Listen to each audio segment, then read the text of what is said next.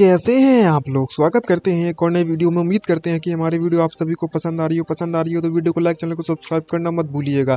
तो आज हम इस सीरीज के एपिसोड नंबर 120 की यानी कि 120 को लेकर आ चुके हैं। तो उम्मीद करते हैं कि आप सभी को हमारी वीडियोस पसंद आ रही हो। तो लास्ट वीडियो में आप सभी लोगों ने देखा ही था कि वेइनान ने किस तरीके से हाव को अपने पास रोकने के लिए उससे कहा था, अगर तुम मेरे पास रुक जाते हो तो मैं तुम्हें ब्लड मून के बारे में सब कुछ बता दूंगी जितना मुझे पता है। और वहीं पर हमारा वह एपिसोड खत्म हो चुका था। तभी हमारे एपिसोड की इस वाले एपिसोड की स्टार्टिंग होती है। हाव के कजन को हमें दिखाया जाता है एपिसोड की स्टार्टिंग में, जो कि जग के बाहर निकलने में लगा होता है और मन में सोच रहा होता है आखिरकार जो सिस्टर को इन्हें उसको देखकर तो ऐसा क्यों लगता है कि वे मुझ में बिल्कुल भी इंटरेस्ट नहीं दिखा रही है, ना ही कोई इंटरेस्ट है। आखिरकार मेरे मन में भी तो ऐसी इच्छा होती है कि मेरा भी रिलेशनशिप इसके साथ रोमांटिक टाइप का हो। और जैसे उसका जो कजन होता है वो बाहर जा रहा होता है तो वो बासियां लेते हुए अपनी आंखें खोलकर जैसे ही बाहर देखता है तो वह किसी चीज को देखकर शॉक हो जाता है और हमें पता चलता है ये यूएहा आती है और कोई नहीं। और जैसे भी यूएहा को इतनी ज्यादा ब्यूटीफुल ड्रेस में देखता है तो वो कतई शॉक हो जाता है और कहने लगता है आखिरकार ये ब्यूटीफुल लड़की कौन है और ये हमारे घर के बाहर क्या करने में लगी हुई है। और वो टोटली उस लड़की पे यानी कि यूएहा पे लट्टू हो जाता है और मन में सोचते कहने लगता है मेरी किस्मत तो आज वाकई में बहुत ज्यादा अच्छी है जो आज मुझे दो गॉडेस से मिलने को मिल गया है। लगता है कि मेरी किस्मत वापस आ चुकी है। तभी वह यूएहा के पास जाते हुए उससे कहने लगता है लिटिल सिस्टर आप यहाँ पर क्या करने में लगी हुई है, और उससे हाय कहता है। तभी यूएहा उसको इग्नोर कर देती है और उस पर ज्यादा ध्यान नहीं देती है और उसे निकलने के लिए वहां से रास्ता दे देती है, जिसको देखने के बाद उस लड़की की हालत बहुत ज्यादा खराब हो जाती है और एकदम से शॉक हो जाता है और मन में सोचते कहने लगता है भाई ये सब क्या होने में लगा हुआ है। और वो यूएहा से कहने लगता है क्या तुम मुझसे इतनी ज्यादा नफरत करती हो, क्या मैं तुम्हें बिल्कुल भी पसंद नहीं हूँ। लेकिन यूएहा उसकी बातों पर बिल्कुल भी ध्यान नहीं दे रही होती। इसको देखने के बाद वह लड़का सबसे पहले तो अपने आप को सूंघता है अपनी बॉडी को और देखने लगता है कहीं मुझसे उल्टी सीधी बदबू तो नहीं आ रही है, इसलिए ये लड़की मुझसे दूरी बना रही है। और बाहर इन सब की बातें चली रही होती है। तभी हाव के पेरेंट्स भी बाहर आ जाते हैं और वो चैन से जाके पूछते हैं आखिरकार तुम दरवाजे के बाहर क्यों खड़ी हुए हो। और तभी उसके जो डैड होते हैं हाव के वो बाहर देखते हैं तो वो देखते हैं ये तो वही लड़की है, तुम यहाँ पर क्या करने में लगी हुई हो। और उस पर गुस्सा होकर चिल्लाने लगते हैं। लेकिन चैन को देखो वो तो वहां पर अपनी लिपस्टिक लगाने में लगा हुआ है ताकि वह इस लड़की को पटा सके। तभी यूएहा सबसे पहले तो उस पर ज्यादा ध्यान नहीं देती और आराम से चिल मारकर उससे हेलो कहती है और उससे कहने लगती है और उसके सामने झुक जाती है। ये देखने के बाद हाव के फादर खुद ही शॉक हो जाते हैं और उसकी मॉम भी शॉक हो जाती है। तभी हाव के फादर उससे पूछने लगते हैं कि आखिरकार तुम ये सब क्यों कर रही हो। तभी उसकी मॉम पूछती है हाव की आखिरकार तुम क्या हुआ, यहाँ पर कुछ गलत है क्या, तुम इतने ज्यादा शॉक क्यों हो गए। और तभी जो यूएहा होती है वो सबसे पहले जो बैग पकड़ी हुई होती है वो हाव के फादर को देते हुए उससे कहने लगती है हाव के फादर ये जो गिफ्ट है वो मेरी तरफ से आपके लिए है। ये जो गिफ्ट है वो हाव को बिलोंग करता है और जो सेकंड वाला है वो आपको यानी कि हाव की मदर को बिलोंग करता है। और जो तीसरा वाला गिफ्ट है वो हाव के फादर को और जो चौथा वाला गिफ्ट है उसकी सिस्टर को। और सारे के सारे गिफ्ट जब ये दोनों देखते हैं तो वो कभी पसीना पसीना हो जाते हैं शौक के मारे। ये बात सुनने के बाद उसके पेरेंट्स भड़क पड़ते हैं हाव के और उस यूएहा से कहने लगते हैं हमें माफ कर देना लेकिन तुम्हें इस बात पे गिव अप करने का, हम नहीं चाहते कि हमारा बेटा इस समय पर बहुत ज्यादा जवान है और वो किसी प्यार व्यार के चक्कर में पड़े जब तक वह अडल्ट नहीं हो जाता तब तक। ये बात सुनने के बाद उसकी मॉम भी कहने लगती है हाँ ये बात तो सही है, तुम एक बात याद रखना अगर तुमने इस बात पर जल्दी से गिव अप नहीं किया तो मैं तुम्हारे टीचर और तुम्हारे पेरेंट्स को इस मैटर के बारे में बता दूंगी। दूसरी तरफ हमें चैन को दिखाया जाता है जो कि अपना मेकअप करने लगता है। जब ये बात इसे पता चलती है ये लड़की और कोई नहीं बल्कि मैं यूएहा है जो कि हाव का पीछा करने में लगी हुई है। ये देखने के बाद वो कहीं शौक हो जाता है और कहने लगता है जरा इस एंजेलिक लिटिल गर्ल को देखो तो जरा ये वाकई में हाव की शूटर है। ये बात सुनने के बाद जो यूएहा होती है वो थोड़ी सरप्राइज होती है और चिल्लाते हुए उनके हाव के पेरेंट्स से कहने लगती है आप मुझे लगता है कि आपको यहाँ पर किसी प्रकार की कोई गलतफहमी हो रखी है। मैं उसके प्यार व्यार के चक्कर में नहीं पड़ना चाहती, मतलब प्यार व्यार के चक्कर में पड़ने की नहीं कह रही हूँ, ना ही वो मेरे प्यार में पड़े। मैं बस आपसे यह कह रही हूँ कि मैं हाव के साथ जिंदगी भर अपनी लाइफ गुजारना चाहती हूँ और कुछ भाई बात तो एक ही हो गई, मतलब एक बात से पलट रही है और कह भी सेम ही चीज रही है, इतनी ज्यादा मासूम है और कहने लगती है एक अच्छी गुड फ्रेंड की तरह। ये बात सुनने के बाद उसके पेरेंट्स कतई शौक हो जाते हैं और उसके फादर उससे कहने लगते हैं तुम मेरे बेटे यानी कि हाव के साथ जिंदगी भर रहना चाहती हो और वो भी एक अच्छे फ्रेंड्स की तरह, तुम्हें लगता है कि हम एक नंबर के बेवकूफ हैं। और उसकी मॉम मन में सोचते कहने लगती है जरा इस लड़की को देखो तो जरा कितनी ज्यादा शेमलेस और कितनी ज्यादा शर्मनाक बातें करने में लगी वो भी खुलेआम। और तो और ये सब कहते हुए कितने तो सिंसियर बन रही है। और तभी वो गिफ्ट सारे के सारे उसे देती है और उससे कहने लगती है कि मैं आपकी परमिशन चाहती हूँ ताकि मैं हाव की फ्रेंड बनी रहूँ लाइफ भर। और इतनी ज्यादा अच्छी तरीके से जब बात करते हैं इस लड़की को देखते हैं तो एक पल के लिए तो इसकी मॉम का दिल भी पिघल जाता है। लेकिन मन में सोचते कहने लगती है ये अच्छी तो है लेकिन फिर भी हमें अपने हाव के लिए हमें इतना ज्यादा सॉफ्ट हार्ट नहीं बनना चाहिए, यहाँ पर मुझे ही बुरा बंदा बनना पड़ेगा लग रहा है। और उसकी मॉम भड़क जाती है यूएहा पर, उससे कह लगती है बच्ची मैं तुम्हें एक बात बताना चाहती हूँ और तुम्हें सलाह देना चाहती हूँ कि मेरे हाव से यानी कि हमारे हाव से तुम फ्यूचर में दूरी बनाकर ही रखोगी। और ये कहने के बाद उसकी मॉम उसके हमारा यानी कि पकड़कर अंदर ले जाती है हाव के फादर को और उस पर ज्यादा ध्यान नहीं देती है और यूएहा वहीं खड़ी रहती है। और ये सब बातें जो चैन होता है वो सुनने में लगा होता है और मन में सोचते कहने लगता है मैं इस अपॉर्चुनिटी यानी कि इस मौके का फायदा अच्छे से उठाकर इस लिटिल सिस्टर को अपने प्यार में पड़वाऊंगा और मैं इसके दिल को कैप्चर जरूर कर सकता हूँ अगर मैं ऐसा करता हूँ तो। लेकिन तब भी यूएहा जोर से चिल्ला पड़ती है और उससे कह लगती है नहीं। ये बात सुनने के बाद उसकी मॉम पीछे मुड़कर देखती है और कहने लगती है तुम क्या कह रही हो नहीं। और तभी वहां पर यूएहा रोना चालू कर देती है और उससे कहने लगती है नहीं आप ऐसा नहीं कर सकती हो। मैं आपको बताना चाहती हूँ कि जो ज़ांग हाओ है वो मेरे लिए एक डिफरेंट एग्जिस्टेंस है और मैं ज़ांग हाओ के साथ फ्रेंड बनना चाहती हूँ, वो भी पूरी की पूरी लाइफ भर और पूरी की पूरी जिंदगी भर उसके साथ रहना चाहती हूँ। प्लीज आप हमें एक साथ रहने की परमिशन दे दीजिए। तभी नेक्स्ट सीन में हमें हाओ को दिखाया जाता है जो कि वैन से पूछ रहा होता है, वेइनान से पूछ रहा होता है कि आखिरकार तुम्हारे कहने का मतलब क्या है। जब उसने ब्लड मून के बारे में जानकारी देने के लिए उससे कहा था जैसे कि उस लास्ट एपिसोड में देखा ही था। और तभी वेइनान उसे एक्सप्लेन करने लगती है और बताने लगती है एक समय की बात है जब मैं एक बहुत खतरनाक मिशन पर गई थी और उस वक्त मुझे बहुत ज्यादा बुरी तरीके से चोट लगी थी और उस पल तो मुझे ऐसा लग रहा था कि जैसे कि मेरी मौत का समय आ चुका है और अब मैं जिंदा नहीं बचने वाली। उस वक्त मेरी हालत इतनी ज्यादा खराब हो चुकी थी, लेकिन उसी समय पर मुझे कुछ ऐसा दिखाई दिया जिसको देखने के बाद वह वाकई में बहुत ज्यादा शॉक हो गई थी। और उस समय पर पूरा का पूरा जो चांद था वो एकदम से लाल हो गया और उसके मून को लाल होने के बाद मुझे एक बहुत बड़ा लंबा ड्रीम हुआ और जब मैं उस सपने से जागी तब मुझे पता चला कि मेरी सारी की सारी जो घाव है वो ऑटोमेटिक ठीक हो चुके हैं और मुझे नहीं पता ये कैसे हुआ। लेकिन ये बात सुनने के बाद हाओ को कुछ भी पता समझ में नहीं आता कि आखिरकार ये कहना क्या चाहती है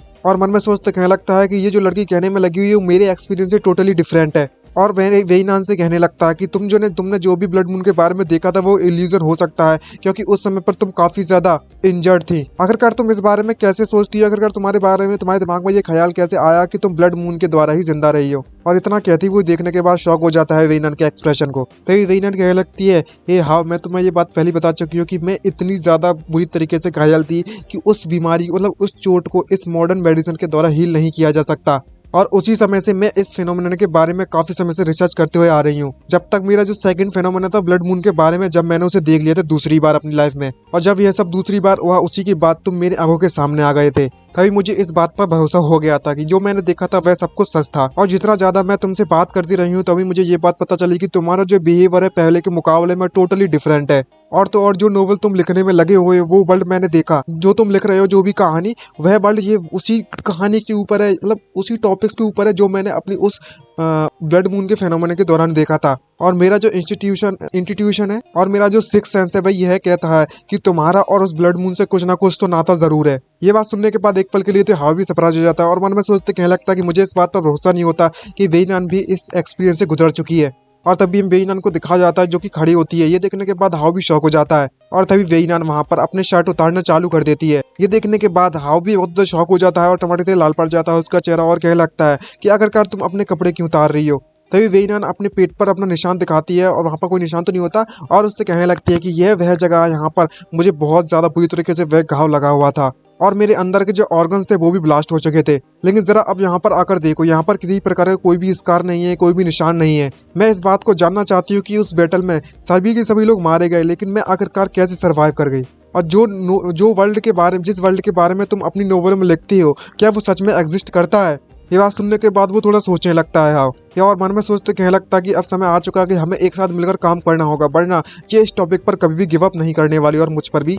तभी हाउस से कहने लगता है मुझे पता है और मैं तुम्हारे साथ कोऑपरेट करने के लिए तैयार हूँ, लेकिन मेरी यहाँ पर एक कंडीशन है। और वेइनान उस कंडीशन को लेकर मान जाती है और उससे कहने लगती है अच्छा बताओ क्या कंडीशन है तुम्हारी। और तभी हाउस से कहने लगता है कि मैं तुम्हारी रिसर्च में सिर्फ तभी पार्टिसिपेट करूंगा जब मैं फ्री हूँगा और तो और तुम अपनी इच्छा अनुसार मेरी फैमिली के साथ कांटेक्ट नहीं कर सकते और तो और तुम मुझे रिसर्च के तौर पर उस मतलब काट पीट के मेरी बॉडी पर रिसर्च नहीं कर सकती, उस बात के लिए बिल्कुल अलाउ नहीं करूंगी। ये बात सुनने के बाद तो एक पल के लिए वेइनान भी भड़क पड़ती है और उससे लगती है आखिरकार तुमने मुझे समझ के क्या रखा हुआ है। पहले तो शाह करता है और काफी तो सीरियस चेहरा बनाते हुए मन में सोचते कहने लगता है कि अब से और आज से और अभी से मुझे वेइनान से सीरियसली निपटना पड़ेगा। और वो वेइनान को बताता है कि तुमने बिल्कुल सही कहा कि मैं इस दुनिया से नहीं हूँ। जब से वो ब्लड मून का फिनोमेना हुआ है तब से जैसे ही मैं जगा हुआ हूँ तब से मेरी पूरी पूरी दुनिया बदल चुकी है और सारी की सारी डिटेल्स उसे दे देता है। तभी कहानी शिफ्ट हो जाती है यूएहा की और उसके पेरेंट्स की तरफ। यहाँ पर उसके फादर होते हैं, वो यूएहा का इस तरह का बिहेवियर देखकर थोड़ा शौक होता है और मन में सोचते कहने लगता है कि आखिरकार ये लड़की इतनी ज्यादा स्टबर्न क्यों है और ये सच में इतनी बेवकूफ है क्या। और इसे देखकर तो ऐसा लगता है कि ये काफी समय से धूप में खड़ी हुई है उस बैग को पकड़े हुए, क्योंकि यूएहा का चेहरा वाकई में पूरी तरीके से लाल पड़ चुका है और उसे काफी तो पसीना आने में लगा हुआ है। और तभी उसके फादर पर उसके फादर को यूएहा पे दया आ जाती है, उसके पास आती है और उससे कहने लगती है तुम्हें देखकर तो ऐसा लगता है वाकई में तुम्हारे पास कोई भी बैड इंटेंशन नहीं है हाव को लेकर। हम लोग नेचुरली तुम्हें बिल्कुल भी स्टॉप नहीं करेंगे, ना ही रोकेंगे तुम्हें हाव के साथ फ्रेंड बनने के लिए। ये बात सुनने के बाद यूएहा काफी खुश हो जाती है और उससे कहने लगती है अंकल आपको ये बात मैं बताना चाहती हूँ कि ज़ांग हाव मेरी लाइफ लाइफ में सबसे ज्यादा इंपॉर्टेंट फ्रेंड है। मैं उसके साथ कुछ भी गलत नहीं होने दूंगी और ना ही मेरा कोई बैड इंटेंशन है। और जब उसकी स्माइल देखता है तो उसका फादर भी एक पल के लिए पिघल जाता है और कहने लगता है कि जो भी हाउ ने मुझसे कहा था इस लड़की के बारे में कि ये दूसरों से इंटरेक्ट करने में काफी ज्यादा बेकार है, वो लगता है सही कहा था। और वो यूं है कि ये बात सुनने के बाद कहने लगता है ये काफी ज्यादा अच्छा हुआ, अब तुम्हें घर वापस जाना चाहिए, काफी ज्यादा लेट हो रहा है, तुम्हारी फैमिली भी तुम्हारे बारे में चिंता कर रही होगी। तभी यूए है और अंकल से पूछने लगती है, यानी कि हाउ के फादर से, क्या मैं अंदर जा सकती हूँ और हाउ के साथ खेल सकती हूँ। तभी उसके फादर बोलने लगते हैं यूए से कि हाउ इस वक्त घर पर मौजूद नहीं है, क्या तुम्हें बताया नहीं था हाउ ने पहले। और तभी वो सारे के सारे गिफ्ट अंकल को दे जाती है, यानी कि हाउ के फादर को देती है। उससे कहने लगती है ये मेरी तरफ से आपके लिए कुछ गिफ्ट है, आप इसे एक्सेप्ट कर लीजिए। ये बात सुनने के बाद उससे एक्सेप्ट कर लेते हैं और वो उसका शुक्रिया कहते चली जाती है। और उसके पेरेंट्स हाउ के उसे जाते हुए देखते हैं और काफी ज्यादा शॉक होते हैं और कहने लगते हैं ये लड़की वाकई में बहुत ज्यादा कर रही है। और अंदर आके उन गिफ्ट्स को देखने लगते हैं और कहने लगते हैं इस डायमंड रिंग को देखे तो जरा, क्या ये सच में एक असली डायमंड है। तभी उसकी मॉम कहने लगती है हाउ की, लेकिन इसे देखकर तो ऐसा लगता है कि ये बिल्कुल असली की तरह असली की कॉपी बनाए गए हैं, लेकिन मुझे लगता नहीं है कि ये नकली है भाई, ये एकदम डिट्टो कॉपी है। अभी मुझे डाउट है कि ये असली है या नकली। तभी हमें चैन को दिखाया जाता है जो कि काफी ज्यादा शौक और काफी ज्यादा घबरा कर बैठा हुआ होता है और उसके पसीने छूट रहे होते हैं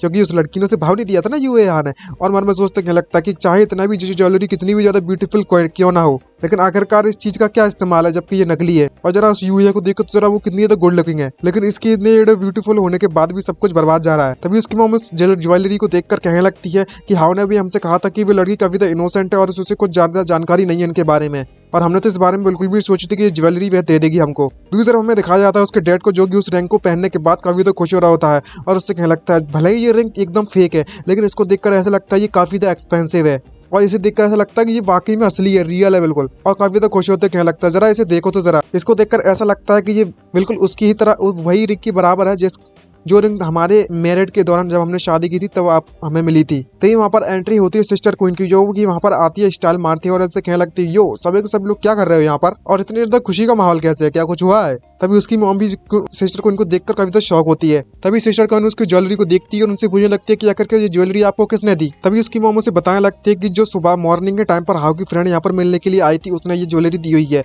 मुझे भी नहीं पता था कि आखिरकार हमें क्या कहना चाहिए और क्या करना चाहिए अब। तभी यहाँ पर जो चैन होता है उस ज्वेलरी की डायमंड रिंग को देखता है और उससे कहने लगता है जरा इस ज्वेलरी को देखो तो जरा, देखकर ही पता चलता है कि ये फेक है। अगर तुम सच में नकली चीजें दूसरों को गिफ्ट में दोगे तो सब लोग तो यही समझेंगे ना तुम तो एक नंबर एक गरीब हो। तभी जो सिस्टर क्वीन होती है वो उस रिंग को देखने के बाद काफी शौक हो जाती है और उससे कहने लगती है क्या ये कोई शेफिर है, इसको देखकर तो लगता नहीं है कि ये एक नकली डायमंड है। और जब ये बात उसकी मॉम सुनती है तो वो काफी शौक हो जाती है और सिस्टर क्वीन उसको अच्छी तरीके से परखना चालू कर देती है और उस रिंग को देखने के बाद कहने लगती है इसको देखकर ऐसा लगता है कि ये कोई ऑर्डिनरी शेफिर नहीं है, इसे देखकर तो ऐसा लगता है कि ये नेशनल गिफ्ट ग्रेड ब्लू कोन स्टोन है। इसको खरीदने के लिए लोग लाइन लगा रहे हैं लेकिन इसकी कोई प्राइस नहीं है, ये प्राइसलेस है और कम से कम स्टार्टिंग इसकी प्राइस है 10 मिलियन। ये बात सुनने के बाद उसके जो फादर मदर और ऊपर से चैन तीनों के तीनों शौक हो जाते हैं और पसीना पसीना हो जाते हैं शौक के मारे। और इसी सरप्राइज के साथ हमारा ये एपिसोड खत्म होता है। उम्मीद करते हैं कि आप सभी को ये एपिसोड पसंद आया होगा। अगर हमारी वीडियो आप सभी को पसंद आई हो तो वीडियो को लाइक, चैनल को सब्सक्राइब करना मत भूलिएगा। तो मिलते हैं नेक्स्ट वीडियो में, आज के लिए इतना ही, बाय बाय, सी यू नाराज, साइनिंग आउट।